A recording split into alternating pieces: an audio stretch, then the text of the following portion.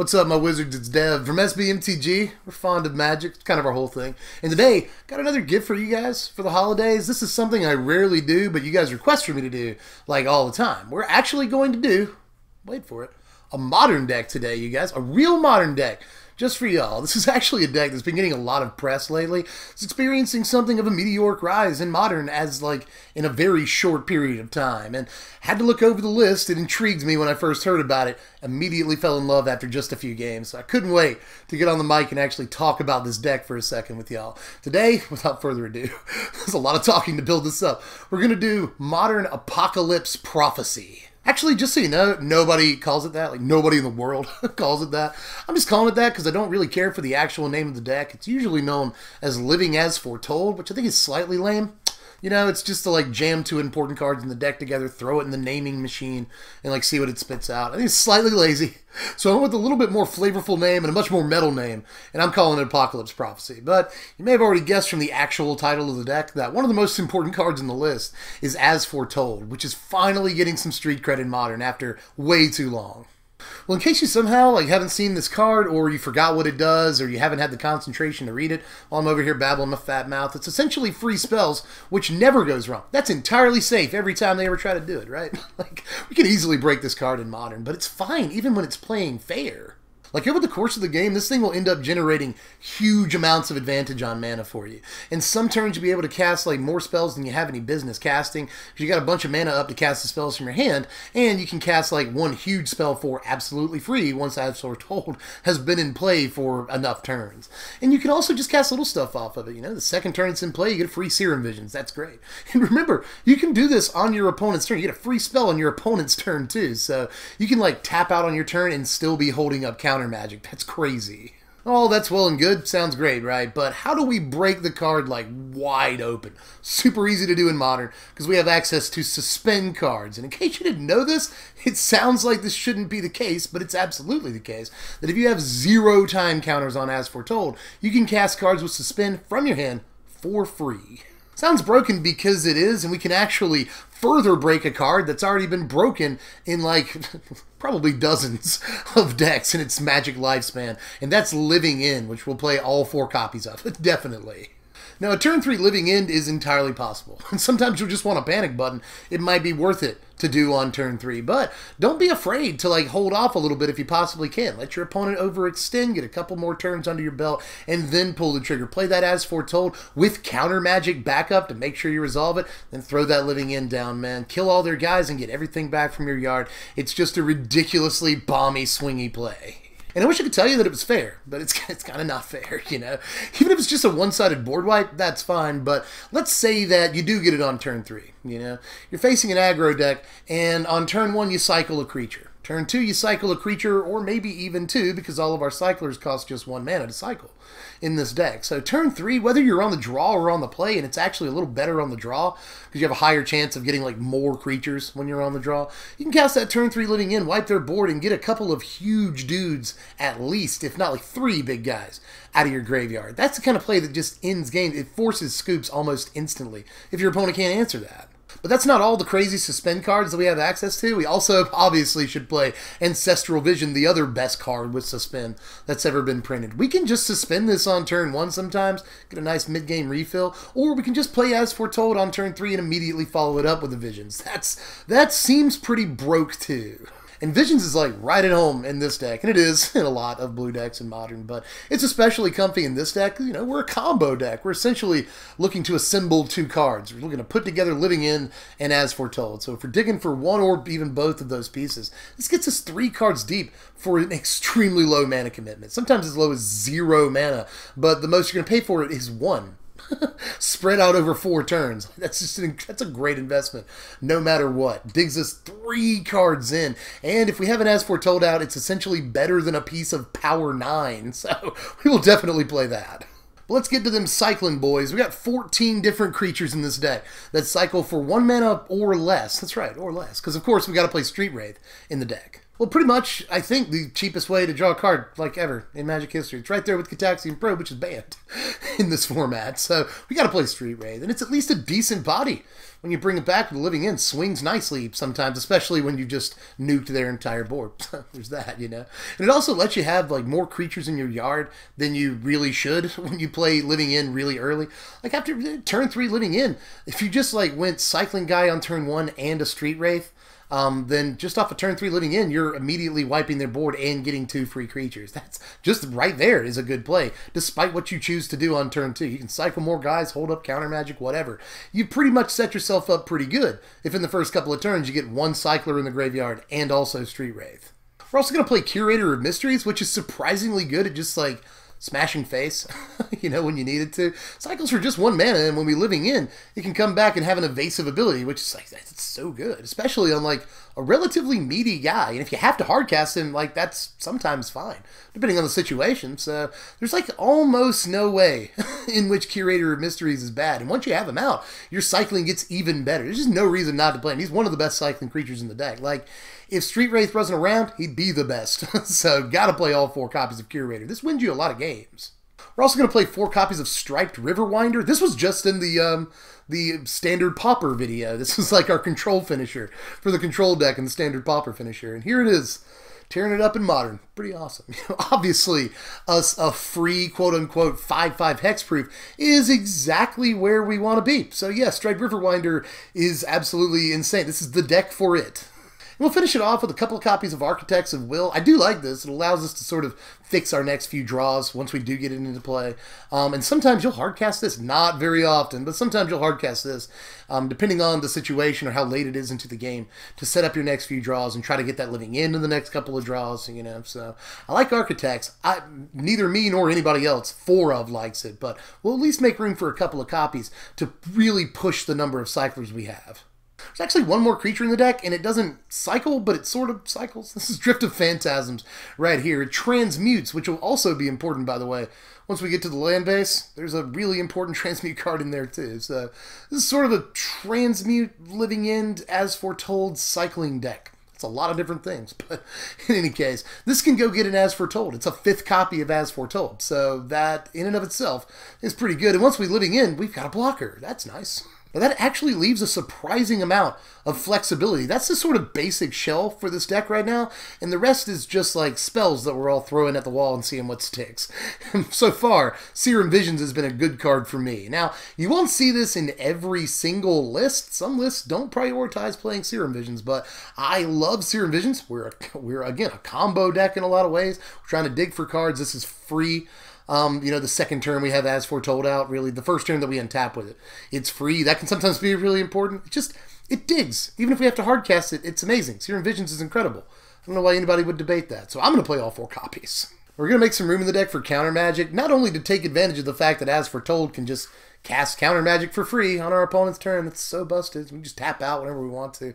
I really can't overstate how good that is, to be able to counter spells for free on your opponent's turn. But in any case, first thing we're going to start with is Remand here, which is key in this deck. It breaks up critical plays. It allows us to resolve spells that we have to resolve, or we win or lose, depending on how we resolve, or whether or not we resolve them. So, and not only is there that utility on Remand, you know, essentially forcing through key plays against counter magic, but there's also the flip side of that, you know, not dying to huge plays on the other side of the table. Sometimes, you know, Magic is a game of turns. That's some of the best advice ever given to me. Magic is a game of turns, and 1 turn, especially in a format like Modern, can make the difference between winning or losing. So Remand makes a huge difference all the time, and it draws us a card. Like, what else do you want from Remand? I know there's still a lot of players, and like some newer players too, that don't quite get Remand, but trust me, there's a reason this is a $7 or $8 uncommon that has in the past been like $15 at its peak. This is a highly sought after counterspell, and there is a reason for that. Remand is dumb. Now to back up that Remand, we're just going to play 1 copy of Mana Leak, just a 5th, you know, 2 mana counterspell that helps us force through critical stuff in, you know, the early and mid game. Mana Leak's pretty important for that, and honestly, you'll usually see at least a 2 of Mana Leak. But I use that slot to make the actual deck, the combo pieces, just a little bit more consistent. You know, usually you don't always see Drift of Phantasms in the deck. Sometimes you'll see like what I think is really weird stuff. Like you'll see 3 Street Wraith, or you'll see 3 of this next card I'm about to show you.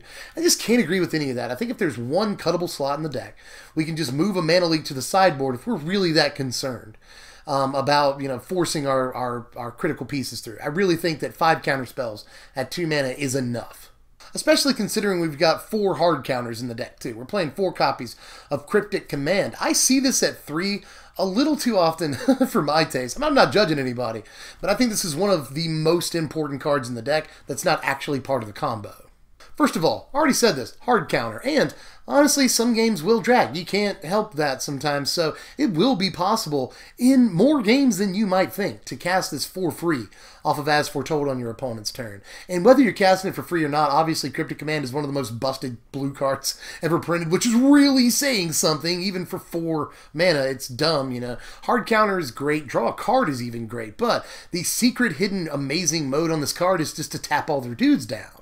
Let's assume that I get off a late game living in, which actually brings some of their creatures back from the graveyard. This can be a weird situation sometimes because they will, especially since we're only playing a few creatures really in the deck of any impact. It's not like we're a 24 creature deck. We will sometimes bring back to their side of the field more creatures than we're entirely comfortable with, you know. So if they go to swing on their turn after they get all their dudes back, obviously, then we can just tap them all down when they declare their attack step. None of your dudes get to attack, and look at that. All of my guys get to swing through your tapped dudes and end the game. It's really important. And if they make the mistake of playing a card, you know, during their first main phase, you can just like, oh, counter that spell, tap all your dudes, but like Cryptic Command wins the game very often after living in the late game. You just tap down all their dudes. You don't care. You just filled their boards full of guys, or their board full of guys. All you need is to get through one turn, untap, and get rid of the summoning sickness on your dudes. Tapping all their guys down is essentially a fog that makes all your creatures unblockable on the next turn. Cryptic Command is dumb and wins games. Now here's the mana base of the deck. That was the entire main deck right there. It doesn't seem like much, but in case, here's the mana base right here. We're playing 20 lands. Scant number of lands, but we really don't need to go above 3 lands in the deck. Plus, we've got all these cyclers, you know, we've got 1 mana cyclers out the booty hole, and we've got, like, you know, ancestral visions. We're drawing a lot of cards in this deck, so that really helps lower the land count too. Now, Teleria West. That's a card we need to talk about. This can go get Living End or Ancestral Visions for you, making it, to me, an automatic 4-of. Sometimes you'll see a 2-of Teleria West, you know, but honestly, you're not looking to play your Teleria Wests onto the battlefield if you possibly can. Those are just 3 mana ways to get the best cards in your deck. These are insane tutors that, for my money, I don't think it's worth playing less than a playset of. Like, at this point, looking over the mana base, at least 50% of you, if not more, have been like, where's the black? Where's the black in this mana base? It's actually nowhere. There are some lists that I have seen that try to incorporate black mana. I did that too, but honestly, I'm starting to feel like it's a trap. Honestly, we need all the blue mana we can possibly get our hands on in this deck. Not only is Cryptic Command 3 blue mana, that's super important, and we have to be able to cast Cryptic Command, but obviously, we're doing blue, we're paying blue for everything. You know, we're playing blue for As Foretold, we're playing blue to count to cycle pretty much every cycling creature in the deck that isn't Street Wraith. You know, we've got to hold up counter magic on our opponent's turn. That requires blue mana. The deck is very, very intensive on the blue side, so we kind of don't have room for black mana in this deck. We could play like River of Tears. That would be a thing. We could play, I'm obviously reading. We could play Dark Slick Shore. I had to remember that. I never remember the name of Dark Slick Shore, but we could try those out. Even Urborg is a possibility. You might only want to play like 1 Urborg and see how that works out for you. But honestly, in the end, I felt like it's kind of a trap. We want all of the blue mana we possibly can get to, and we don't have to have black mana.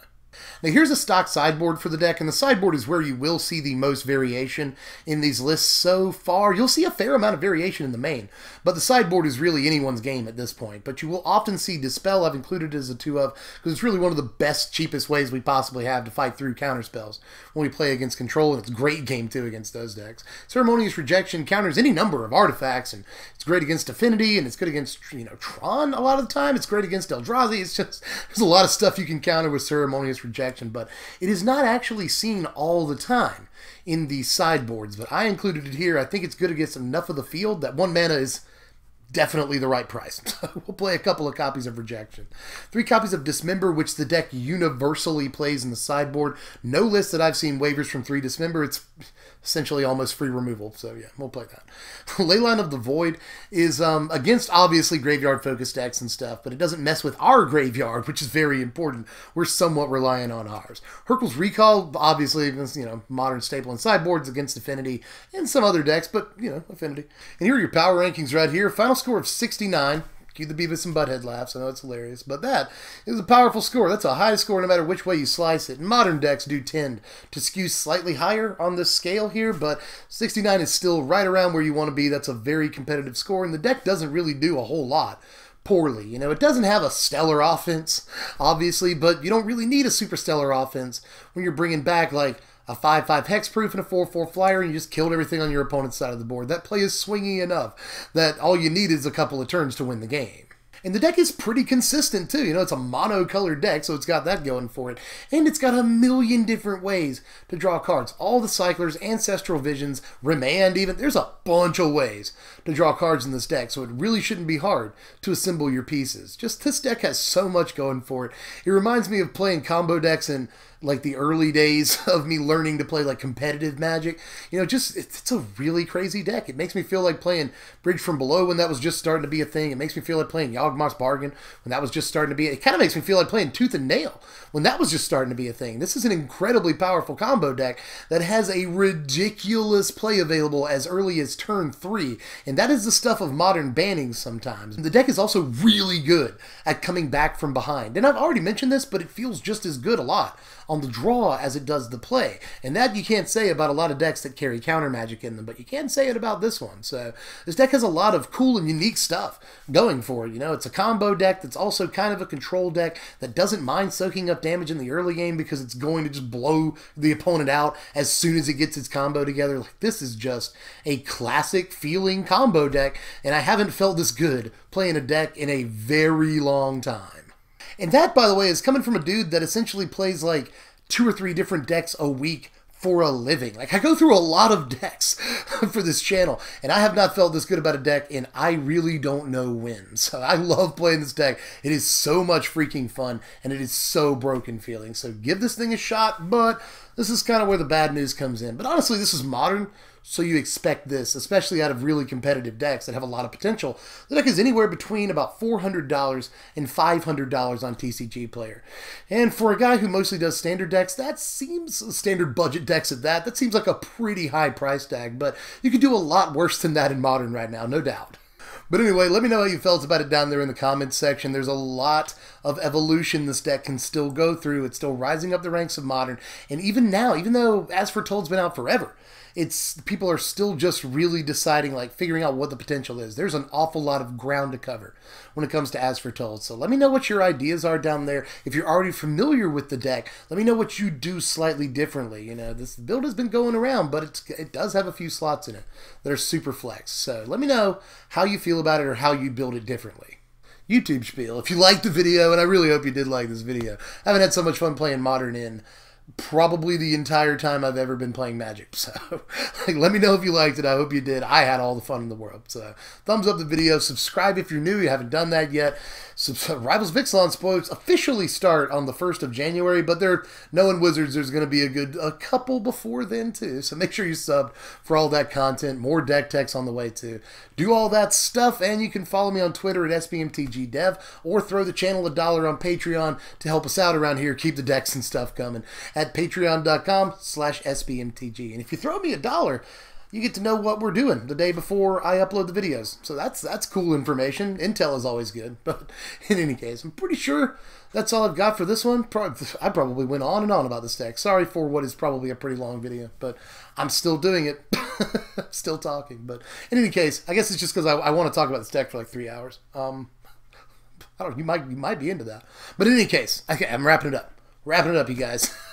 We'll catch you cats later. I'm Deb from The Place. Thanks for watching, my wizards. Remember, spread love, be kind.